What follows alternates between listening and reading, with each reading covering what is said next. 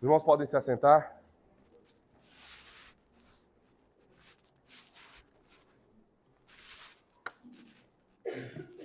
Bem melhor. Boa noite, meus irmãos. Graça e paz do nosso Senhor Jesus Cristo.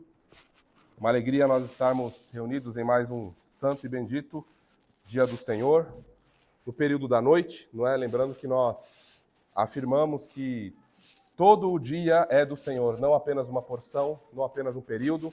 Manhã, tarde e noite pertencem ao Senhor. É o dia que nós celebramos a ressurreição do nosso Rei Jesus Cristo, não é? Portanto, para nós, povo da aliança, não é um dia qualquer, não é um dia comum, não é um dia em que nós nos entregamos aos nossos afazeres, mas é um dia em que nós separamos para adorarmos ao nosso Deus como nunca. Sejam todos muito bem-vindos ao nosso culto. Você que nos visita pela primeira vez também, seja muito bem-vindo.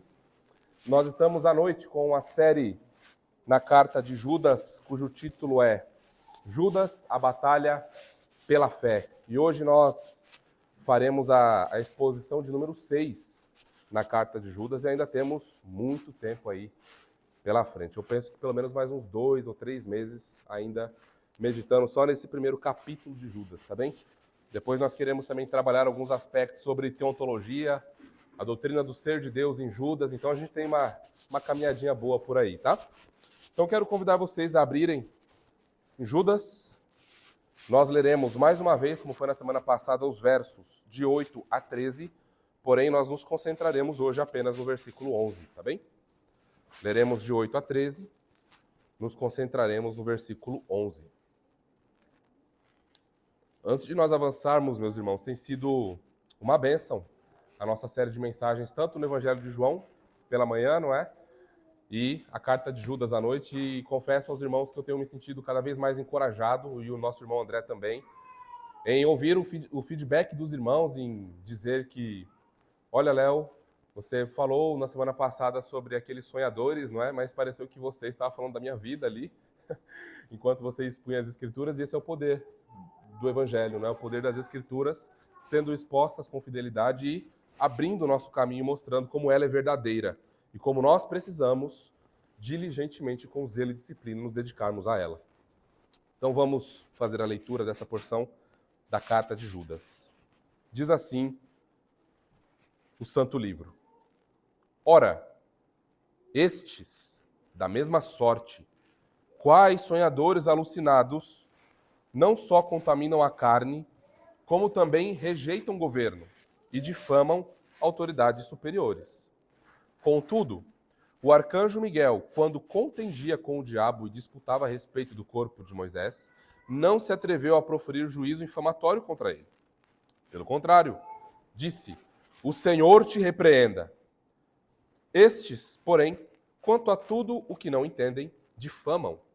E, quanto a tudo o que compreendem, por instinto natural, como brutos, sem razão, até nessas coisas se corrompem. Ai deles, porque prosseguiram pelo caminho de Caim e, movidos de ganância, se precipitaram no erro de Balaão e pereceram na revolta de Corá. Estes homens são como rochas submersas em vossas festas de fraternidade, banqueteando-se juntos, sem qualquer recato, pastores que a si mesmos se apacentam, nuvens sem água, impelidas pelos ventos, árvores em plena estação dos frutos, destes desprovidas, duplamente mortas, desarraigadas, ondas bravias do mar que espumam as suas próprias sujidades, estrelas errantes para as quais tem sido guardada a negridão das trevas para sempre. Vamos ao nosso Rei mais uma vez, em oração. Ó Pai justo, uma vez mais nos achegamos, Senhor, a teu trono de graça. E invocamos mais uma vez o nome do teu Filho Jesus, que é o nosso Redentor, o nosso Rei. E rogamos a Ti, Senhor, imploramos ao Senhor que nessa hora o Senhor nos ilumine com graça santificadora. Ajuda-nos, Senhor, a recebermos a Tua palavra, ajuda-nos a compreender a Tua palavra, ajuda-me, Senhor, a ser claro apesar das minhas limitações e fraquezas. Ajuda também, Senhor, os meus irmãos a serem diligentes, a serem disciplinados, a serem obstinados em receber a tua palavra. Ó Senhor, nos dê um santo zelo nessa hora. Que o teu povo seja edificado, fortalecido. Que o teu reino avance. Que pecadores nessa noite hoje arrependam-se verdadeiramente dos seus pecados e entreguem-se totalmente a Jesus Cristo em amor e recebam graça do Senhor. Ó Deus, nos conduz assim, no poder do teu Espírito, pois em ti nós confiamos e em ti nós esperamos. É no nome do teu Filho Jesus que nós oramos e agradecemos. Amém e amém. Meus irmãos, como alguns de vocês sabem, eu já pude compartilhar algumas vezes, eu gosto um pouco de mitologia grega. Eu gosto de ler sobre as grandes histórias, os grandes mitos, e também porque no período do primeiro século é o período em que as religiões de mistério, as religiões, as mitologias gregas e as religiões romanas e os mitos romanos também estão ali, circuncidando a fé cristã, né? E muitas das vezes no Novo Testamento nós encontramos alguma menção, não é, alguma coisa nesse sentido. Você pode ver, por exemplo, em Romanos capítulo 1, não é? E existe na mitologia grega a história de um rei da antiguidade chamado Erisquitão. Eu não sei se você já ouviu falar sobre Erisquitão, não é? Ele é um rei da antiguidade, um homem muito orgulhoso, um homem muito poderoso. Certa feita, ele ordenou que os seus servos fossem uma missão muito séria, não é? E ele mandou que seus servos chegassem a um local consagrado à deusa Deméter e lá, ao chegassem, destruíssem absolutamente tudo em relação a essa deusa. E assim foi. Alguns soldados, servos foram recrutados e eles foram para lá enviados. Muito certos, muito disciplinados e vigorosos para cumprirem sua missão e agradarem o rei. Quando os servos chegaram no local repleto de guirlandas, de enfeites, de decorações dedicadas a deusa Deméter, eles, ao olharem aquilo, eles se recusaram em iniciar a destruição do local. Eles, de repente, desobedeceram o rei e não quiseram mais avançar com sua missão. Erisquitão, então, rei da antiguidade, poderoso e soberbo rei, pegou ele mesmo um machado. Se fosse nos tempos modernos, ele diria assim: se quer um trabalho bem feito, faça você mesmo. Então ele pegou aquele machado pesado, e ele, homem forte, grande, e começou o trabalho. E começou a derrubar as árvores, e começou a destruir, e começou a tacar fogo em tudo. O próprio rei fazendo isso. Óbvio que ele disse àqueles homens: servos maus, desobedientes, vocês verão o que espera vocês. Estão vendo essas árvores caindo? É a sua cabeça que vai cair em breve. Servos maus. E aí então ele destruiu tudo. Acabou com tudo. Por essa razão ele recebeu uma maldição. Uma maldição foi posta sobre a alma de Erisquitão. E a maldição que foi colocada sobre ele foi a seguinte: ele passou a ter um desejo insaciável por comida, por alimento. Isso significa que quanto mais ele se alimentava, quanto mais ele comia, quanto mais ele saciava o seu desejo de comer, mais ele tinha desejo de comer. E aí então esse homem orgulhoso colheu os frutos do seu coração soberbo. A história dele termina com ele se alimentando, até que ele então devora a si mesmo. E assim finaliza a história de Erisquitão, o rei da antiguidade. O que isso nos mostra, à luz dessa série que nós temos visto sobre os falsos mestres? Que orgulho e rebeldia são atitudes que nunca satisfazem e, por fim, sempre levam à destruição. Não é? Se nós pudermos citar um provérbio aqui, a soberba precede a ruína. Bom, meus irmãos, lembrando o que nós vimos na semana passada, nós estamos trabalhando a parte 2, e o título desse sermão é A Natureza dos Falsos Mestres, parte 2, ainda, portanto, não acabou, tá? Essa é a parte 2, tem mais partes ainda para vir dessa sessão. Hoje nós trabalharemos o versículo 11, e na semana passada nós trabalhamos os versos 8, 9 e 10. E nós estamos vendo que os falsos mestres, eles são sonhadores imorais, já vimos o que isso significa. Vimos que eles são rebeldes e vimos que eles são difamadores, não é? Então, lembrem que, isso é muito importante. Nós conhecemos uma árvore pelos seus frutos. Então, se nós quisermos saber o que uma pessoa produz, se ela é uma pessoa confiável, piedosa, se aquele mestre que você ouve, se os nossos pastores, eles são confiáveis, nós precisamos ver os frutos que são produzidos. Não devemos olhar a árvore, nem a foto da árvore, nem a árvore colocada no Photoshop, nem o que dizem sobre aquela árvore, mas nós mesmos devemos ir e conferir os frutos que aquela árvore produz. E aí então vem a nossa afirmação teológica que, como nós estamos na mesma sessão, né, seguindo, dividindo esse grande parágrafo em partes, segue a mesma, até mais fácil para a gente memorizar, não é? Aí vai a nossa afirmação teológica. Falsos mestres tentarão esconder quem realmente são e suas verdadeiras intenções, mas não podem se esconder da palavra de Deus, que revela quem eles verdadeiramente são. E nesse texto que nós lemos, nós encontramos mais 3. Vimos 3 na semana passada, e hoje nós encontramos mais 3 descrições que revelam a natureza dos falsos mestres. Hoje está bem fácil de memorizar os versículos, né? É só o versículo 11. Então nós vamos ver que os falsos mestres, eles prosseguiram pelo caminho de Caim. Nós vamos ver, em segundo lugar, que os falsos mestres lançaram-se no erro de Balaão. E em terceiro e último lugar, nós veremos que os falsos mestres pereceram na revolta de Corá. Para as crianças, a palavrinha que vocês devem pesquisar, papais ajudem as criancinhas, é autoridade. A palavra autoridade para os nossos pequenos pesquisarem nessa semana. Meus irmãos, sem mais delongas, vamos para o primeiro ponto do nosso sermão. Os falsos mestres prosseguiram pelo caminho de Caim. Né? Só lembrando a vocês que Judas ele está certo de que os seus leitores conhecem muito bem o Antigo Testamento. Vocês estão vendo que ele não se preocupa em dizer quem foi Caim, quem foi Corá, quem foi Balaão, ele simplesmente diz. Então, isso mostra como os seus leitores conheciam bem as Escrituras e estavam bem inteirados das Escrituras. Antes de nós entrarmos sobre essa expressão que significa prosseguiram pelo caminho de Caim, para conhecermos mais a natureza e a prática desses falsos mestres, nós precisamos considerar essas 2 primeiras palavrinhas que aparecem no versículo 11. São as palavrinhas ai deles. Essa expressão aqui ela é muito importante, talvez para nós ela passe desapercebido, mas se nós estivéssemos vivendo no século I e pegássemos uma carta, começando com ai, nós imediatamente ficaríamos em alerta. Olha, tem 2 caminhos aqui que essa carta vai nos direcionar.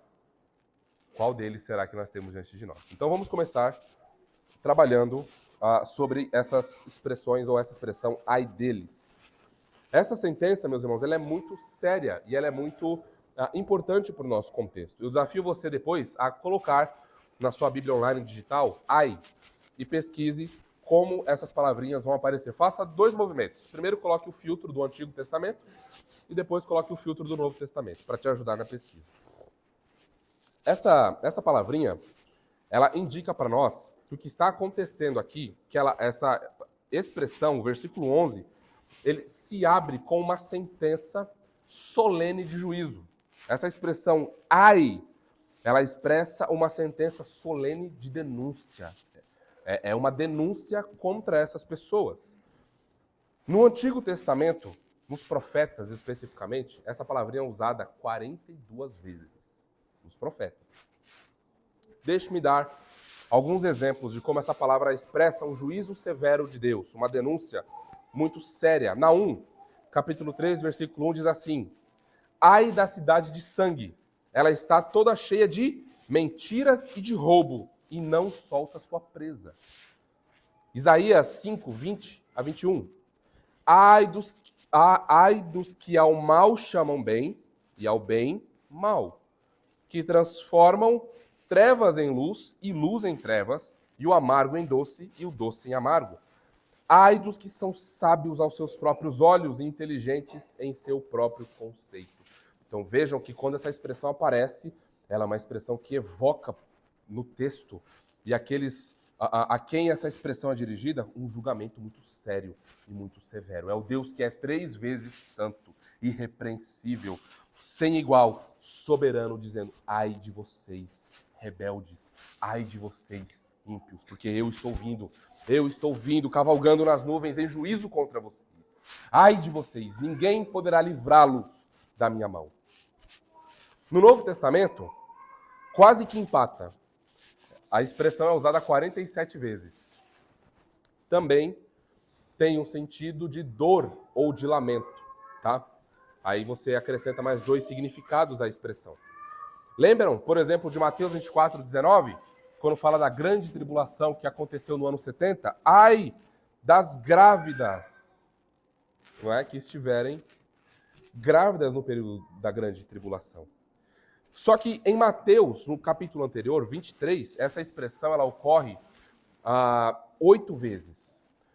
É aqui, em Mateus 23, que essa expressão ocorre mais vezes nas Escrituras. E é mais uma vez o Senhor Jesus mostrando para Jerusalém, mostrando para os mestres de Israel, para a classe sacerdotal, o juízo que os aguardava por eles rejeitarem a última oferta de Deus a eles ao arrependimento, que era o próprio Deus homem vindo em resgate deles e eles rejeitando. Deixe-me citar, por exemplo, algumas porções dos versos 13 a 31 do capítulo 23 de Mateus. Vejam só, vejam que palavras duras do Senhor Jesus. Mas, ai de vós, escribas e fariseus hipócritas, porque fechais aos homens o reino do céu, não entrais, nem permitis entrar os que entrariam. Vejam mais. Ai de vós, escribas e fariseus hipócritas, porque percorreis o mar e a terra para fazer um prosélito e, depois de o ter desfeito, vós o tornais 2 vezes mais filho do inferno do que vós. Ai de vós, escribas e fariseus hipócritas, porque dais o dízimo da hortelã, do endro e do cominho, e omitis o que há de mais importante na lei, a justiça, a misericórdia e a fidelidade. Devíeis fazer estas coisas sem omitir aquelas. Ai de vós, escribas e fariseus hipócritas, porque limpais o exterior do copo e do prato, mas por dentro estão cheios de roubo e de cobiça. Ai de vós, escribas e fariseus hipócritas, porque sois semelhantes aos sepulcros caiados, que por fora parecem belos, mas por dentro estão cheios de ossos e de toda a imundícia. E o texto continua. Ai de vós, ai de vós, ai de vós, escribas e fariseus hipócritas. Então essa expressão de julgamento solene nos mostra como os falsos mestres estão em uma situação de extrema severidade e provocando cada vez mais a ira divina sobre si. Vamos já aprender e aplicar uma lição aqui. Que a nossa confiança no Senhor deve aumentar à luz disso. Porque constantemente, sermão após sermão, nós estamos vendo que esses homens serão julgados sem parcialidade. Sem parcialidade. Como foram os falsos mestres do primeiro século e de toda a história até agora. Então isso deve aumentar a nossa esperança no Senhor. Então vejam que o tempo inteiro as Escrituras aqui, Judas queria que os seus primeiros leitores estivessem certos disso. Então vejam que aqui não é uma repetição não planejada, é uma repetição muito bem colocada para nos lembrar e para nós estarmos com isso muito bem certos em nosso coração. Vamos avançar. O caminho de Caim. Por que prosseguiram pelo caminho de Caim? E aí nós precisamos perguntar, não é? Nós não somos os destinatários originais de Judas. Quem é que foi Caim? E por que ele está sendo citado aqui? Não é? Nós já vimos que o cenário dos falsos mestres não é algo nada bom até aqui. Então, por que é que Caim, de repente, aparece aqui nessa carta? Então, vamos olhar rapidamente para quem foi Caim e o que ele fez e como ele se relaciona com os falsos mestres aqui, o que nós aprendemos sobre o caráter deles. Bom, Caim ele é citado pelo menos em 4 livros das Escrituras. O primeiro você deve saber que é Gênesis, o segundo é Hebreus, o terceiro aqui em Judas e o quarto em 1 João. Em Gênesis 4, de 1 a 7, nós lemos o seguinte, ó. Coabitou o homem com Eva, sua mulher. Esta concebeu e deu à luz a Caim. Então disse, adquirir um varão com auxílio do Senhor. Depois deu à luz a Abel, seu irmão. Abel foi pastor de ovelhas e Caim lavrador. Aconteceu que no fim de uns tempos trouxe Caim do fruto da terra uma oferta ao Senhor. Abel, por sua vez, trouxe das primícias do seu rebanho e da gordura deste. Agradou-se o Senhor de Abel e de sua oferta, ao passo que de Caim e de sua oferta não se agradou.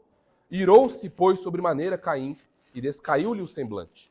Então lhe disse o Senhor: por que andas irado? E por que descaiu o teu semblante? Se procederes bem, não é certo que serás aceito?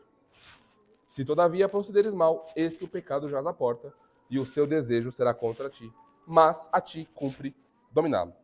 Então aqui nós já aprendemos que Caim, ele foi irmão de Abel, filho de Adão e Eva, e autor do primeiro assassinato nas Escrituras, depois que o pecado entrou no mundo. Eu já vi, e eu acho que você também, vários pastores, vários teólogos, diversos intérpretes, dizendo que Caim foi rejeitado pelo Senhor porque ele não tirou das primícias do seu trabalho, como Abel. Vocês viram que Abel separa das primícias, não é? Já vi também outros dizendo que não, Deus já tinha instituído o sacrifício com animais. E Abel, ele vai lá, não é? E leva um animal, um bezerrinho para o Senhor, e o Senhor se agrada, porque foi isso que o Senhor havia instituído. Enquanto Caim, ele vai lá e leva do fruto da terra, não é? Meus irmãos, o ponto aqui não é a oferta. E quando nós olhamos para Hebreus 11, 4, nós aprendemos o que é que está por detrás e por que Caim foi rejeitado. Vejam comigo. Hebreus 11, 4 diz assim, ó: pela fé,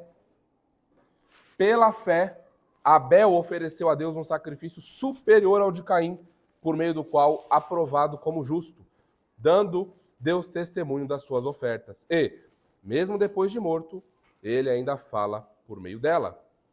Por ser rejeitado como consequência de sua prática pecaminosa, Caim irou-se sobremaneira contra Deus e contra seu irmão, ao ponto de matá-lo. O que está acontecendo aqui, meus irmãos, é que Caim, ele é rejeitado não pela oferta que ele oferece, mas pela disposição do seu coração em oferecer a oferta. Por que isso é importante para nós? Porque 1 João, capítulo 3, 11 e 12, vai descrever Caim da seguinte maneira, preste atenção. Porque a mensagem que ouviste desde o princípio é esta. E é interessante nós mencionarmos aqui rapidamente que 1 João também está alertando a igreja contra falsos mestres. Então veja Caim mais uma vez sendo usado num cenário de falsos mestres para alertar a igreja.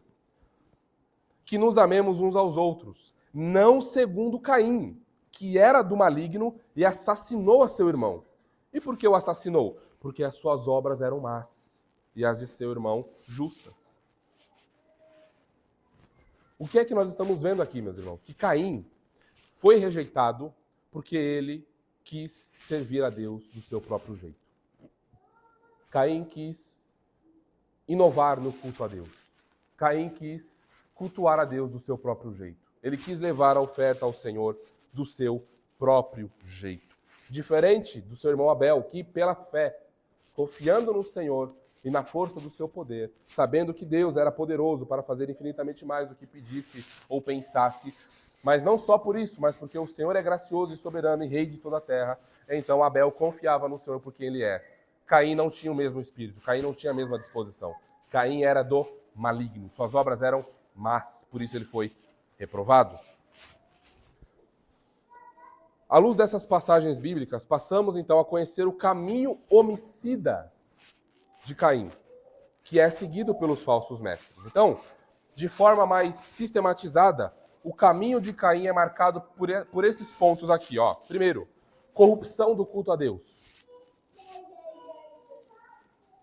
Falta de reverência e temor.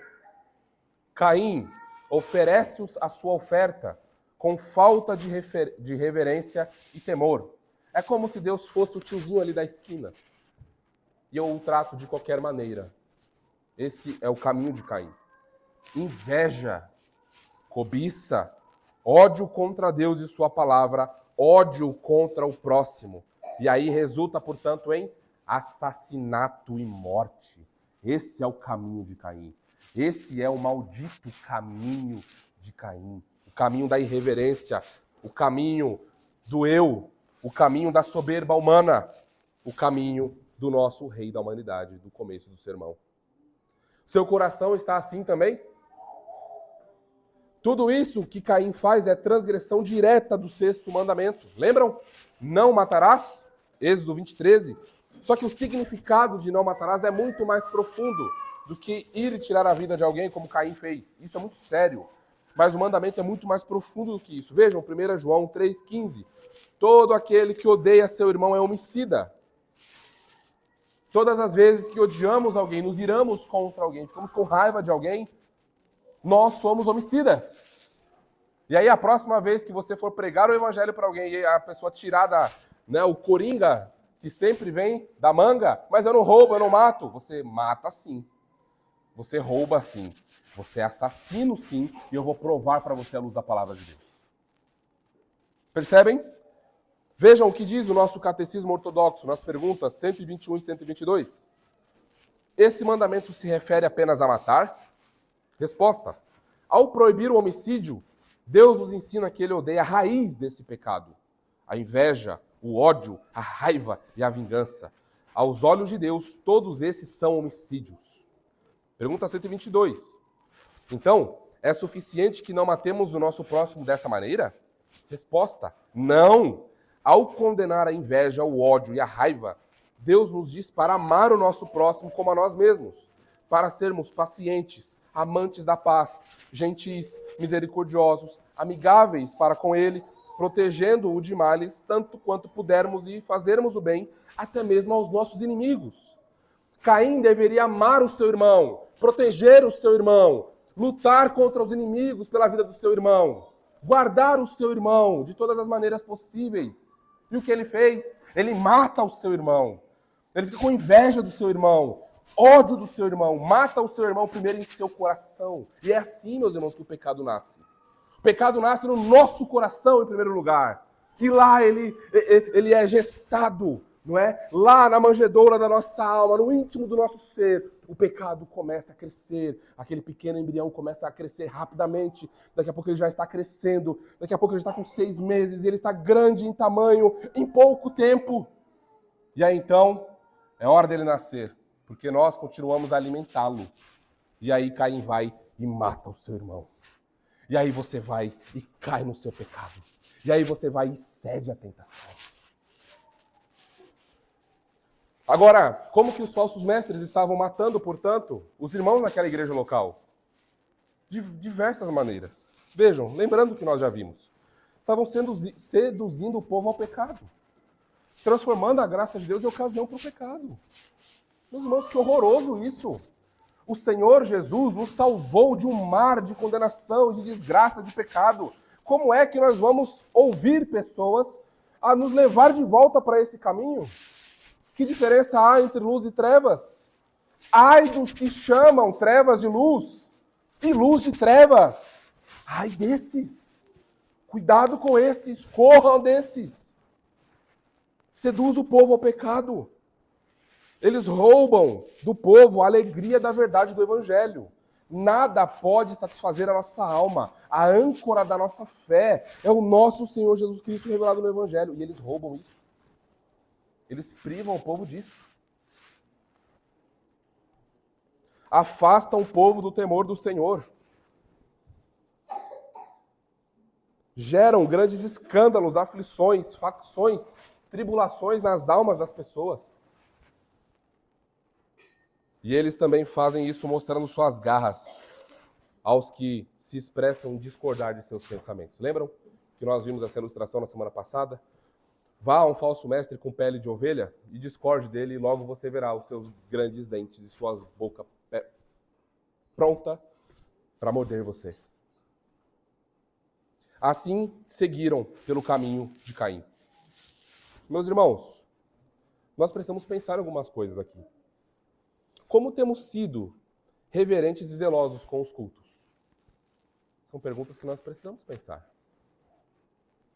Será que nós, por um acaso, não estamos caminhando em algum sentido no mesmo caminho que Caim caminhou e que os falsos mestres caminham e caminharam? Como nós estamos nos preparando para o dia do Senhor? Como que você age geralmente no sábado à noite, antes do dia do Senhor?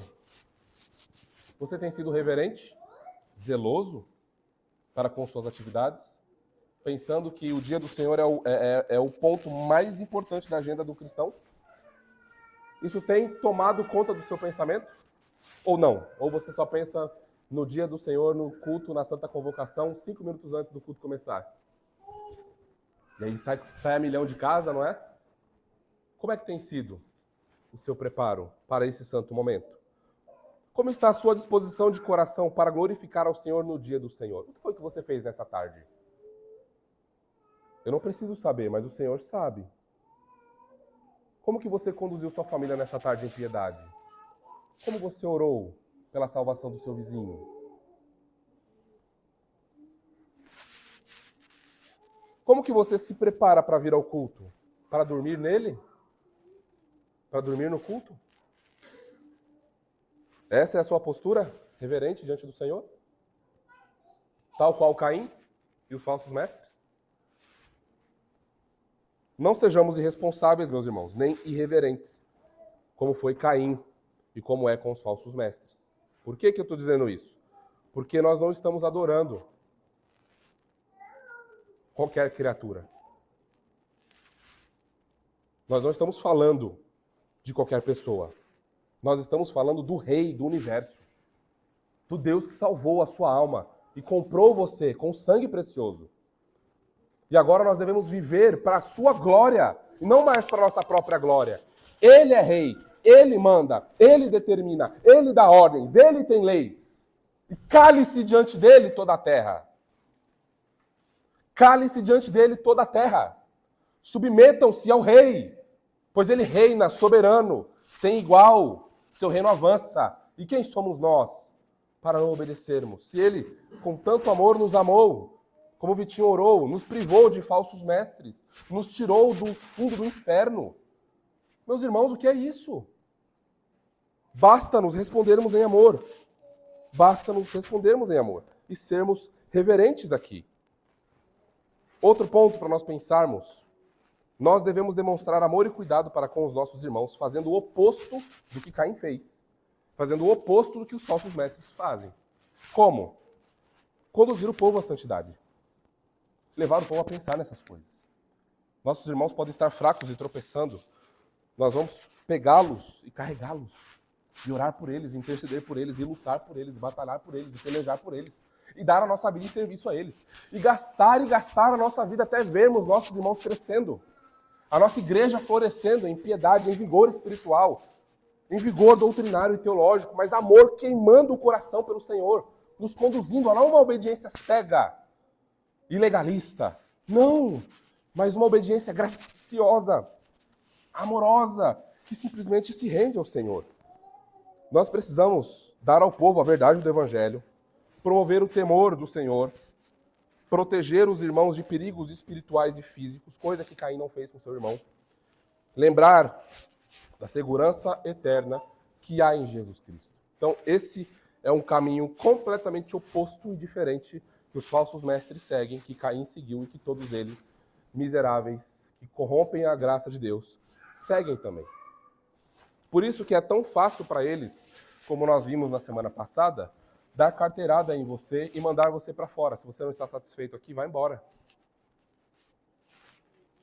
Nossa, mas e a história que nós temos? Nossa, você pode ir embora.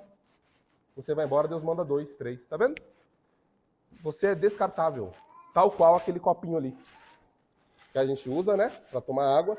Depois que aquele copinho descartável não é mais útil, o que você faz? Você coloca ele na bolsa e leva para casa? Vai lavar? Colocar lá em cima da pia? Vai guardar no armário? Não. O que você vai fazer com aquele copinho? Amassar e jogar fora. É assim que eles tratam as pessoas. Segundo ponto. Lembrando que nós estamos considerando a natureza dos falsos mestres, parte 2. E a nossa afirmação teológica é, para quem perdeu, vamos repetir. Falsos mestres tentarão esconder quem realmente são e quais são suas reais intenções, mas não podem se esconder da palavra de Deus, que revela quem eles verdadeiramente são. Agora nós vamos considerar que eles lançaram-se no erro de Balaão. Então, vão vendo aí o conjunto da ópera, tá? Vão observando aí a moldura desse quadro. Movidos de ganância, se precipitaram no erro de Balaão. Até aí. Esse movidos de ganância também poderia ser traduzido por causa de lucro, tá? Então, eles são movidos aí por causa de lucro. Mais uma vez, nós devemos perguntar, quem foi Balaão? O que ele fez? Porque ele é um exemplo negativo aqui. Então vamos considerar agora essa outra personagem bíblica. De maneira bem resumida, tá, meus irmãos? Eu vou citando os textos bíblicos aqui, depois eu recomendo que os irmãos leiam todos os capítulos aqui, que por conta do tempo a gente precisa exprimir o máximo possível, tá bom? Bem, a primeira menção a esse personagem aqui está lá em Números 22. E a sua participação no livro de Números vai até o capítulo 31. Então vamos lembrar aqui o que Judas quer que seus leitores lembrem e que nós também precisamos lembrar. Israel, quando foi libertado do Egito, né, o êxodo aconteceu, o Senhor soberano vencendo o Egito e todas as suas divindades, inclusive Faraó. E quando Israel peregrina, ele vence muitos inimigos poderosos nessa peregrinação. É o Senhor vencendo esses inimigos e dando a Israel vitória. Israel venceu os cananeus e os amorreus. Você pode ver isso em Números 21. E isso despertou o medo de um rei, um outro rei da antiguidade, um rei chamado Moabe. Rei de Moabe chamado Balaque, perdão. E aí então, Balaque ficou com medo da nação de Israel. E vejam o que aconteceu. Vejam o que esse rei foi fazer. Números 22, de 1 a 6. Eu vou ler aqui, ó. Depois disso, os israelitas partiram e acamparam nas planícies de Moabe, do outro lado do Jordão, na altura de Jericó. Balaque, filho de Zippor, viu tudo que Israel havia feito aos amorreus. E Moabe tinha muito medo do povo de Israel, pois eram muitos. E os moabitas andavam angustiados por causa dos israelitas. Eles eram, assim, monstruosos, né? Eles causavam pânico e medo nos adversários. Verso 4. Por isso, disseram aos chefes de Midian: agora esta multidão vai devorar tudo que há ao nosso redor, como o boi devora a erva do campo. Nesse tempo, Balaque, filho de Zippor, era rei de Moabe.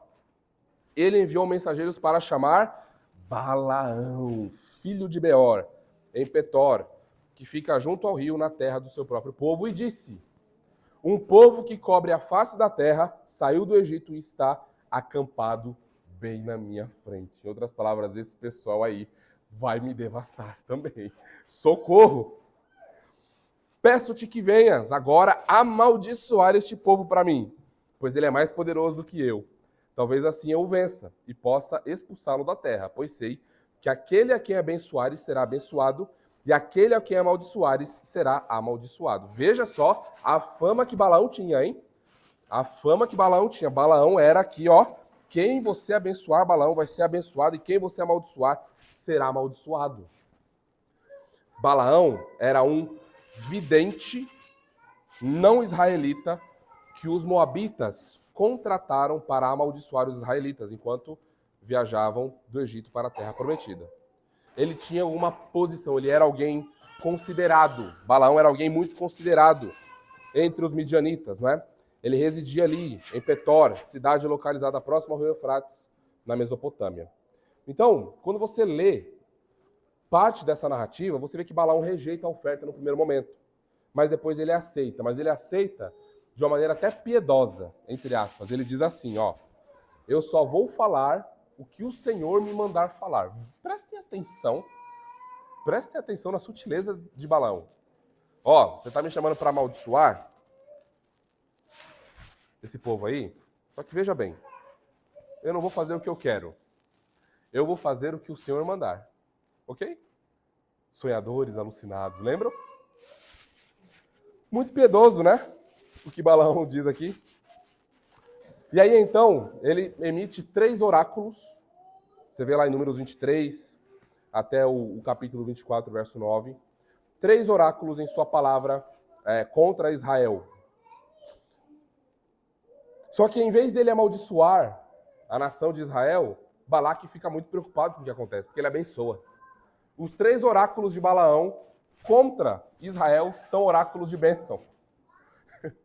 Então Balaão abençoa em vez de amaldiçoar Israel. Vejam como o Senhor frustra os planos dos inimigos do seu povo. Depois desses acontecimentos, Balaão proferiu sua última palavra e partiu para a sua terra, mas não sem antes levar o povo do Senhor a pecar contra o Senhor. O que a gente já aprende aqui logo de cara antes de avançar? Que se Deus quiser, faremos alguma coisa. Se Deus não quiser, não faremos alguma coisa. Os homens fazem planos, mas a palavra final vem do Senhor. Ele é quem decreta, Ele é quem ordena, Ele é Deus soberano, não eu nem você. Ainda que Balaão se levante, o maior vidente, profeta, né? O maior dos maiores, se levante para amaldiçoar, quando Deus diz não, não há quem ultrapasse a linha. Então nós podemos confiar. Agora, vamos avançar um pouquinho, porque os falsos mestres aqui seguiram, não é? O erro de Balaão, movidos de ganância, né? Desejando lucro. A tradução que nós usamos, a Ara, diz que eles foram movidos de ganância. Agora, o que será que isso significa? Será que isso envolve dinheiro? Será? Essa palavrinha que é usada aqui no original, ela tem os seguintes significados, né? Como a gente sempre faz, eu vou trazer para os irmãos. Essa palavrinha traduzida por ganância, ela pode ser traduzida, veja como vai nos ajudar a entender um pouquinho melhor isso aqui. Pode ser traduzida por salário, pode ser traduzida por recompensa, pode ser traduzido por prêmio, galardão, lucro, preço.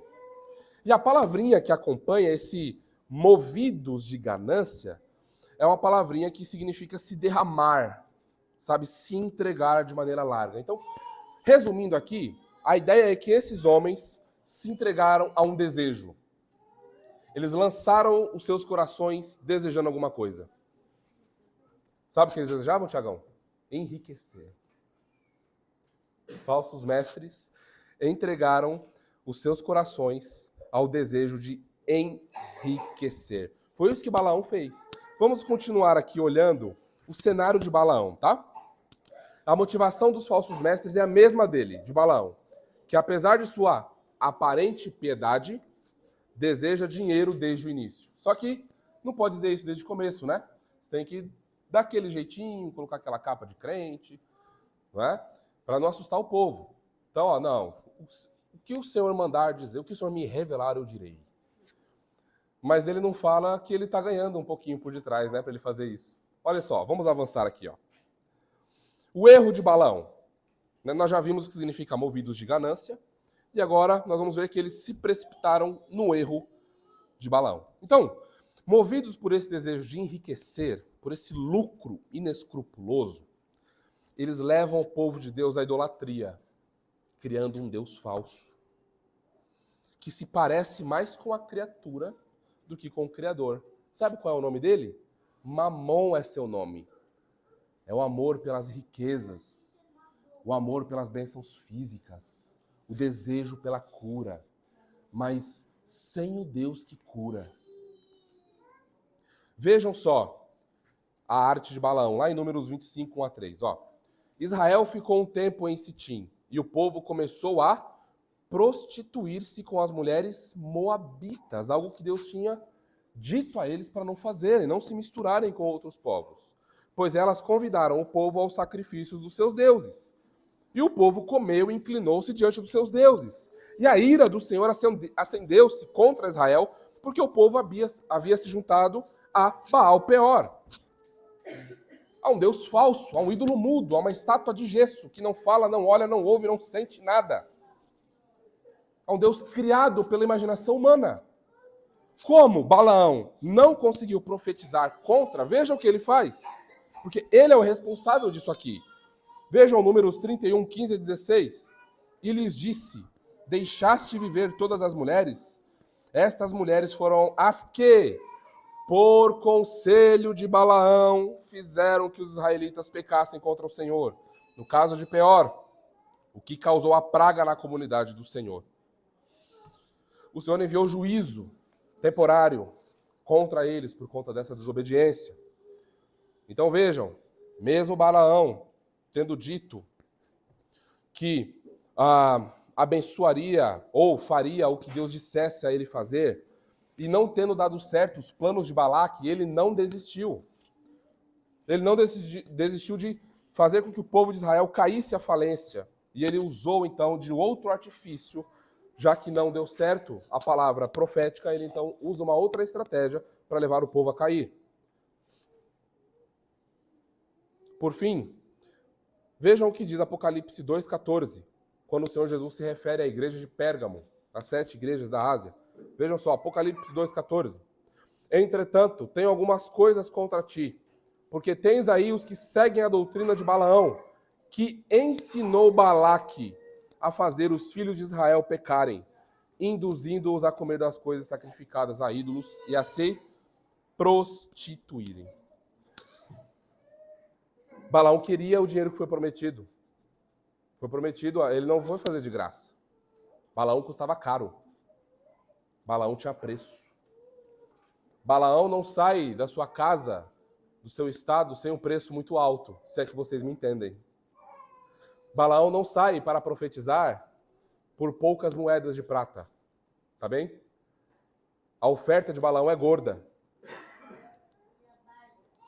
Ele não sai por alguns míseros reais. Ele sai para o grande lucro. Ele quer lucrar com isso. Ele quer lucrar levando o povo ao pecado. Portanto, assim são os falsos mestres. É por isso que agora Balaão é citado aqui. Eles desonram a palavra de Deus a fim de criar e promover suas campanhas milionárias. Agora talvez comece a clarear um pouquinho mais para a gente. Como é que eles enriquecem as custas do povo? Usando da fé cristã, fazendo suas campanhas milionárias que lembram que eles receberam por revelação. Deus me revelou a campanha que devemos fazer. É a campanha das 7 chaves. É a campanha do travesseiro ungido. É a campanha do óleo que foi lá pego em Israel. É a caneta que você vai assinar nessa semana ou no fim da campanha. Você vai assinar um contrato da tua casa, do teu apartamento. Prepare-se. Prepare-se. O seu marido está a caminho. Portanto, você precisa participar dessa campanha. É assim que o povo vai. Você quer a cura do seu familiar? Da sua avó? Do seu primo? Do seu tio? Pois bem, aqui está. Participe dessa campanha.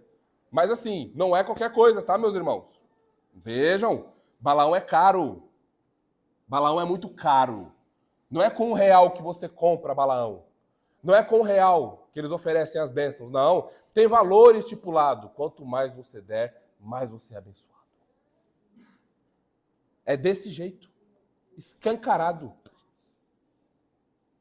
A campanha dos 310. Doe dos 310. Doe não, né? Compre a sua bênção. Lucram com isso. Mamon é adorado entre eles e nessas falsas igrejas que usam o nome do Senhor em vão. Ai deles, ai deles, ai deles. O objetivo deles é muito claro. É como Balaão, ganhar dinheiro abusando das pessoas. Ganhar dinheiro abusando do simples. Enganando, corrompendo. É assim que eles seguem e se lançam no erro de Balaão. Essa doutrina do inferno está bem presente em nossos dias. Não precisamos ir muito longe. Se você tem um celular, você acha fácil. É só colocar um nome ali. Então, como nós vimos, campanhas financeiras para receber o seu carro e a sua casa. A cura do familiar. Comprar itens ungidos em Israel. Prometem curas e milagres por meio dessas campanhas. Prometem céu na terra. Tudo que os corações carnais desejam. Tudo o que pessoas não regeneradas desejam, eles estão oferecendo. Eles ameaçam com maldições aqueles que são membros das igrejas e não participam dessas campanhas. Eles ameaçam. Por que você não vai participar, ô Nínive? Jussier, Mara, por que vocês não vão participar? O que está acontecendo com vocês? Bia, Rafa, por que vocês... O que está acontecendo com você, Marcelão? Por que você não vai participar da campanha? Olha, quero dizer, quem não participar dessa campanha vai ser amaldiçoado. Você está ganhando alguma coisa e não está dando? Eu vou enviar gafanhoto aí, tá? Você se prepara. Coloca um terror sobre as pessoas. Um medo sobre as pessoas. E aí, se você não recebe, o que acontece? Você não teve fé o suficiente. A culpa não é minha, a culpa é sua. Acho que você não deu tudo que poderia ter dado, né? Desgraçados, malditos. Esses mestres que fazem isso. Não precisamos ir muito longe. Quer identificar, à luz disso tudo, especificamente esse ponto? Pergunte sobre as finanças da igreja. É simples assim. Pergunte para onde estão indo as ofertas dos irmãos. Pergunte se realmente está indo para missões. Pergunte se realmente está indo para auxiliar aquela família. Como o André falou hoje pela manhã, nós temos muito zelo com isso. Nós não sabemos quem oferta e quanto oferta. Mas nós temos acompanhado as famílias e sabemos as necessidades de cada família. E nunca eu tenho certeza que o Senhor deixará qualquer família nossa padecer necessidade. Nós não permitiremos isso, de forma alguma. Pergunte, qual é o salário do pastor? Para onde vão as finanças dessa igreja? Ah, não posso acessar? Por quê? Aí está Balaão revelado. Sem grandes enrolações, indo direto ao ponto. Tá? Eles não gostam de transparência, eles não gostam que as pessoas fiquem olhando, eles não gostam de prestar contas. Lembrem? Eles são inquestionáveis. Enquanto isso, enquanto as campanhas estão acontecendo, e muito dinheiro está entrando para eles, enquanto isso, eles seguem com os melhores carros. Eles seguem com as melhores casas. Eles não moram em qualquer lugar. Eles não moram em periferia. Eles não moram na Zona Leste. Depende do lugar. Mas eles não moram em qualquer lugar. Não moram em qualquer lugar. Sempre com os melhores relógios. Com as melhores comidas. Os melhores vinhos, as melhores bebidas. Com os melhores celulares e com as melhores roupas. Nada contra isso. Mas vejam de onde eles estão tirando. E enquanto isso, meus irmãos, o povo padece necessidade. Enquanto isso, os mais simples sofrem nas mãos desses homens. É inadmissível isso, meus irmãos. A igreja precisa despertar. Os nossos irmãos precisam despertar. Precisam lutar contra esses falsos mestres. Precisam erguer as suas espadas, pegar os seus escudos da fé e irem adiante e pelejarem pelo evangelho. John MacArthur, no seu livro Fogo Estranho, um livro que eu quero recomendar muito para você ler. Fogo Estranho, John MacArthur, tá? Anota aí. Vejam o que ele diz em determinado momento do seu livro, especificamente na página 71. O materialismo ganancioso do Evangelho da Prosperidade transforma o teor do Evangelho bíblico. O verdadeiro Evangelho é uma oferta de salvação do pecado e da morte espiritual. O Evangelho da Prosperidade ignora essas realidades eternas e falsamente promete libertação dos problemas temporais, como a pobreza financeira e a doença física. Jesus convocou os seus discípulos para abandonarem tudo e a tomarem sua cruz e a segui-lo. Em contrapartida, o Evangelho da Prosperidade oferece confortos carnais, riquezas terrenas e sucesso no mundo para milhões de pessoas desesperadas que literalmente compram essa ideia. Considerando que o verdadeiro Evangelho é centrado na glória de Deus, o Evangelho da Prosperidade coloca o que o homem deseja em primeiro lugar. É uma heresia mortal e condenável, na qual a verdade da palavra de Deus é intencionalmente distorcida por estelionatários espirituais que um dia serão punidos por sua presunção desrespeitosa. John MacArthur é cirúrgico aqui. Ele acerta no alvo. Eles são estelionatários da fé. Estelionatários espirituais. O que nós já podemos aprender aqui. Tomemos cuidado, meus irmãos. Tomemos muito cuidado. Para que nós não façamos do amor ao dinheiro, o amor pelo dinheiro, o fim último das nossas vidas. Para que nós não caiamos no erro de Balaão. Para que nós não venhamos a rejeitar o Deus verdadeiro por ganhos ilícitos e até lícitos. A pergunta aqui é, qual é o primeiro afeto ao seu coração? O que vem, o que inclina você em primeiro lugar? É o amor a Deus e a glória do seu reino? Ou é o desejo por dinheiro, por ganhos e por ascendência na sociedade? Indo para o terceiro e último ponto.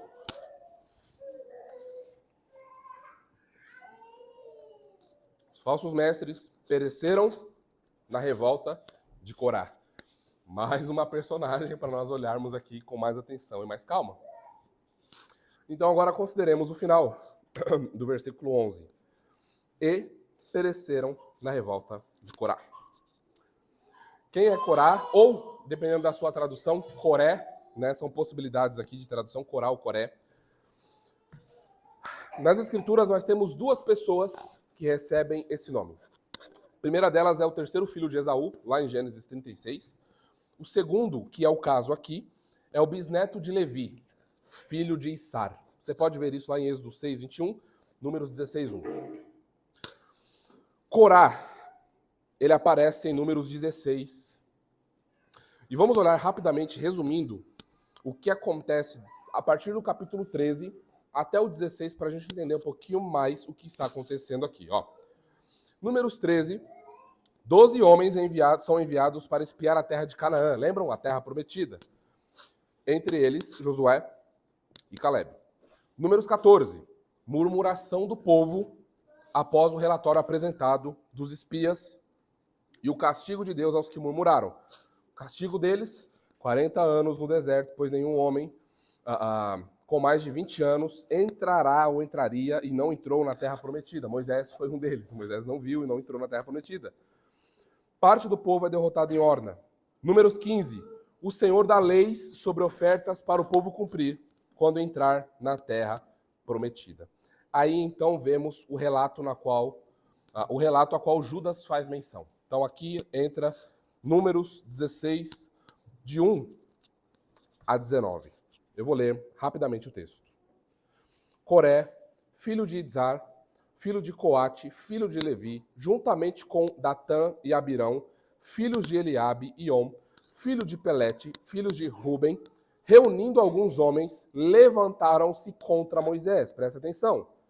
Juntamente com 250 israelitas, líderes da comunidade, chamados à assembleia, homens de renome.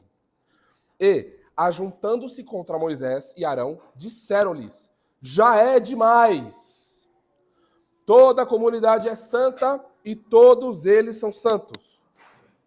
E o Senhor está no meio deles. Por que então vos elevais acima da assembleia do Senhor?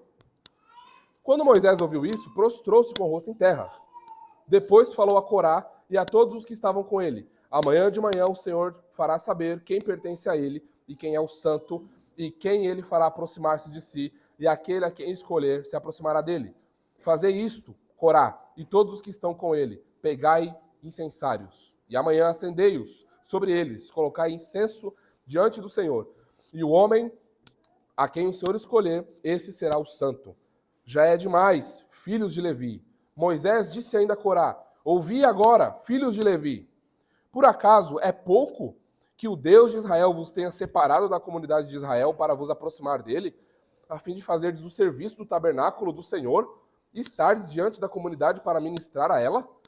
Ele te trouxe para perto e contigo todos os teus irmãos, os filhos de Levi. Quereis também o sacerdócio?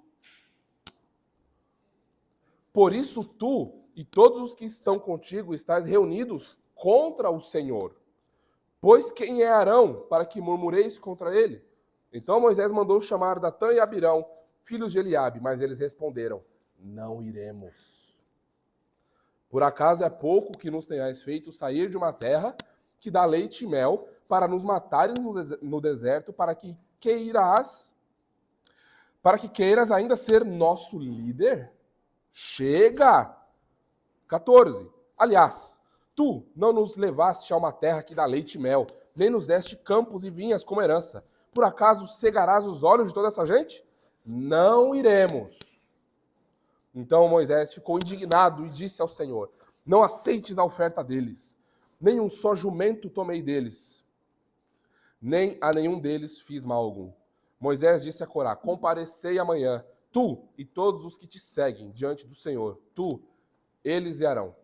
Cada um pegue o seu incensário e ponha incenso nele. Depois cada um leve o seu incensário diante do Senhor.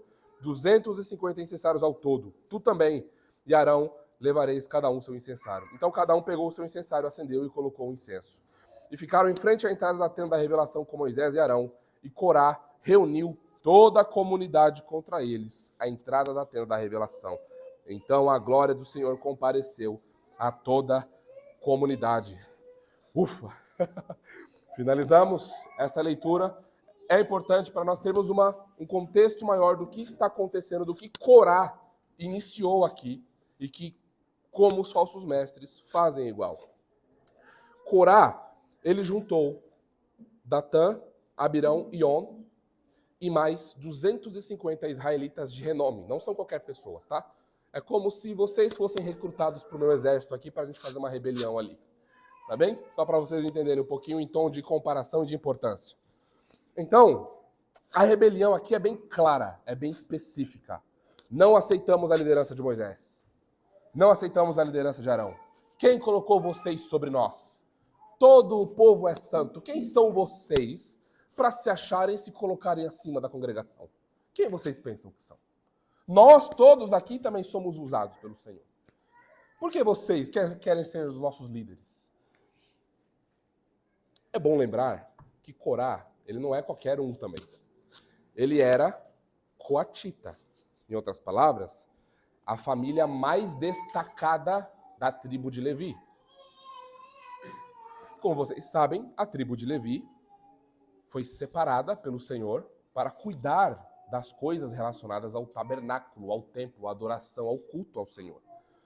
A função dos coatitas era, junto com os gersonitas e meraritas, cuidar do tabernáculo e do transporte dele. Corá deveria cuidar do transporte da Arca da Aliança, por exemplo, e dos utensílios ligados ao tabernáculo. Essa rebelião foi contra o próprio Deus que ele fez. Sinal de desprezo do Senhor no seu coração. Ele já era alguém muito importante na nação de Israel. Ele já era alguém que o Senhor chamou e confiou um trabalho seríssimo. Vocês se lembram que tocar na arca de qualquer maneira ou de maneira que Deus não ordenou causava morte, juízo de Deus. Então é uma tarefa muito nobre. Deus é quem tem prerrogativa de escolher quem vai liderar o seu povo. Ele é quem vai dizer o que a tribo de Levi vai fazer. Ele é quem vai dizer o que os coatitas devem fazer. Ele é quem dá as ordens a Corá, e não o contrário. A luta de Corá não é contra Moisés inicialmente, nem contra Arão inicialmente. A luta de Corá e desses rebeldes facciosos é contra o Senhor. É contra a autoridade do Senhor. É contra a palavra do Senhor. Em Números 16, 1 a 13, veja ali o finalzinho do versículo 3. Já é demais. Toda a comunidade é santa. O Senhor está no nosso meio. Já é demais vocês aqui. Então Corá, ele é movido por inveja. Corá é movido por inveja. Queria o lugar que não lhe foi dado por Deus. Ele cobiçou por ganância. Queria autoridade e visibilidade como líder do povo. Ele queria estar no lugar de Moisés. Rebeldia e soberba. Queria que a sua vontade fosse a vontade de Deus. Vejam o que está acontecendo aqui. Corá move 250 homens, mais os três ali, né? Os três comparsas mais chegados que irmãos, para atacar a liderança da comunidade de Israel. Para minar o trabalho dos líderes. E vejam, então, o fim deles. Vejam a destruição deles. Porque Judas nos diz que os falsos mestres, eles pereceram na revolta de Corá. Resumindo a história, você pode continuar lendo Números 16, tá? Vou resumir aqui. Vou parafrasear o texto. Moisés, então, lança o desafio. Vamos lá, peguem, venham vocês. Vamos lá e vamos ver, então, com quem o Senhor está. Final da história, o chão se abre. O chão se abre. Eles caem lá dentro, eles são engolidos pela terra. O Senhor manda fogo do céu e consome os 250 aí guerreiros de Corá. Tá bem? É isso que acontece com eles. Resumindo, tá? Eu ia ler o texto, mas a gente já está um pouquinho avançado aqui no tempo, então deixa eu correr um pouquinho. para vocês verem, vejam o versículo 35. Ó. Deixa eu ler rapidamente, só. 34 e 35. Ó. Todo Israel que estava ao redor deles fugiu do seu grito, porque diziam, não suceda que a terra nos trague a nós também. Procedente do Senhor saiu fogo e consumiu os 250 homens que ofereciam incenso.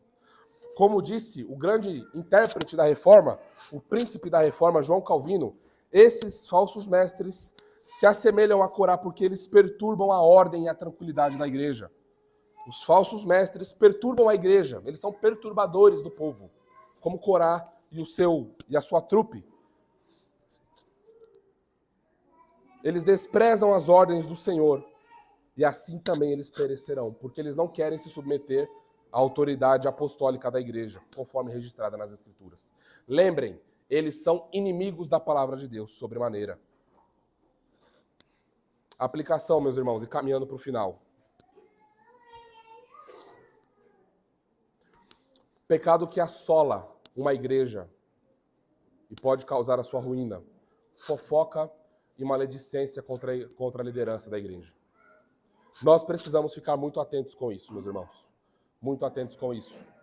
Porque, assim como Corá, os falsos mestres, eles são experts em fazer isso. Pessoas movidas por ganância, por impiedade, por inveja, por desejo de serem o que Deus não os chamou para ser naquele momento, eles começam a recrutar pessoas para si. Vitão, você reparou? Eu não concordo com aquilo que o Léo andou falando. Inês, você reparou que o André falou aquilo ali? Vitinho, você viu que o Mateus e o Gustavo falaram aquilo e aquilo outro? Percebem o que está acontecendo aqui? Aí encontra terreno fértil. Não, é verdade, eu não tinha reparado nisso, eu também não concordo. Vocês viram o que está acontecendo? Você viu, Rafa? O que a nossa irmã Magali comentou no estudo? Eu não acho que aquilo está certo. Eu também acho que não. E aí daqui a pouco, o que você tem? Você tem as facções dentro da igreja. Você tem grupos se reunindo contra a liderança da igreja e o mais importante não está acontecendo. Por que é que vocês não estão indo falar com a liderança da igreja? O que está acontecendo? Por que é que vocês não estão indo falar sobre as discordâncias que você tem, sobre a filosofia ministerial da igreja, sobre a teologia da igreja, sobre os líderes da igreja? Por que é que vocês não estão indo lá? O que é que vocês querem? Então, nós precisamos, como igreja local, aqui uma palavra extremamente pastoral para nós, muito zelosa para nós, como membros dessa igreja, que vamos ser membros, né? Mas que já somos membros, já e ainda não. Tomemos muito cuidado com isso. Tomemos muito cuidado. Não abramos o portão do nosso coração para a maledicência. Não podemos fazer isso, porque isso é praxe dos falsos mestres. Fofoca? Não. Peraí, você está me falando isso sobre aquela pessoa? Já falou com ela? Não. Posso ligar para ela agora? Põe no viva voz. Posso? Não? Então tá bom. O que você acabou de me dizer, você tem 2 dias para falar com ela. Senão eu vou falar e nós vamos sentar e vamos conversar. É assim como crentes nós resolvemos as coisas. Nós não somos como a serpente, que de repente surge aqui nas escondidas, sabe? Não somos como os falsos mestres, que se infiltram sem ser notados e de repente, quando assumem a posição de liderança, mostram suas garras. Não somos como eles. Então, meus irmãos, qualquer discordância que surja em seu coração sobre a teologia da nossa igreja, sobre a prática pastoral da nossa igreja, por favor, os nossos corações estão abertos para vocês. O meu coração, o coração do André, dos irmãos que estão conosco, por favor, nos procurem. Não caiam na cilada de Corá. Não sigam pelo caminho de Caim. Cuidado com o erro de Balaão. É isso que Judas está nos alertando aqui. Tomemos cuidado também com pessoas novas que se achegam e que vêm brigadas de igrejas passadas. Vocês sabem, isso não é segredo para ninguém, que pessoas que vêm nessa situação, nós gentilmente pedimos o telefone do pastor. Queremos fazer contato, saber o que aconteceu. Saiu daqui disciplinado. Volte à sua igreja, reconcilie-se com a sua igreja, peça perdão à sua igreja e aí então nós podemos conversar aqui. Do contrário, você não é bem-vindo aqui. Porque o que você causou lá, você vai causar aqui. E é nosso dever e nossa responsabilidade proteger o nosso rebanho. O coração seu, das nossas crianças, das nossas famílias, Deus confiou a nós. E nós levamos isso muito a sério. Tomemos cuidado com esses irmãos, com essas pessoas que se achegam, não é? Discordando de tudo, mestre de tudo, já quer se ensinar todo mundo. E aí quando a gente olha na antiga igreja, saiu de lá brigando com todo mundo, xingando todo mundo. E é uma verdadeira desgraça para o cristianismo. Considerações finais. Ufa, chegamos nas considerações finais.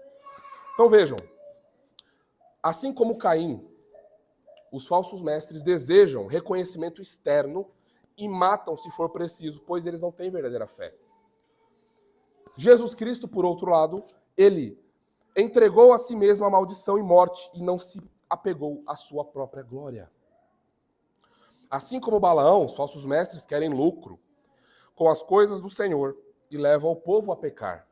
Jesus entregou sua vida renunciando à sua riqueza e à glória, assumindo o estado de servo, de humilhação. Vejam como eles são o antônimo, o contraste da pessoa de Jesus e do Evangelho. Assim como Corá, os falsos mestres rejeitam a sabedoria de Deus e desprezam a sã doutrina apostólica. Jesus, por outro lado, entregou sua vida em submissão à lei, a fim de representar todo o seu povo e ser o nosso fiel e amoroso e gracioso profeta que nos conduz a toda a verdade. Ai dos falsos mestres e dos ímpios, dos pecadores obstinados. O severo e santo e solene juízo de Deus está vindo. Ai dos falsos mestres. Jesus ressuscitou, meus irmãos. Venceu a morte e seguirá guiando o seu povo em vitória contra os falsos mestres. Logo, o nosso rei voltará. Amém, meus irmãos? Louvado seja o Senhor por sua palavra. Vamos orar. Pai Santo, te louvamos, Senhor, pois sua palavra é pura e verdadeira. Por ela somos santificados e fortalecidos. Muito obrigado por nos ter livrado de homens que seguiram pelo caminho de Caim, Balaão e Corá. Senhor, dá-nos mais graça para que possamos pelejar por teu reino. Derrube mais falsos mestres e suas impiedades, Senhor. Abra os olhos dos que são seus. Destrua impérios carnais. Faça teu reino avançar para a glória do teu Filho Jesus. Amém e amém.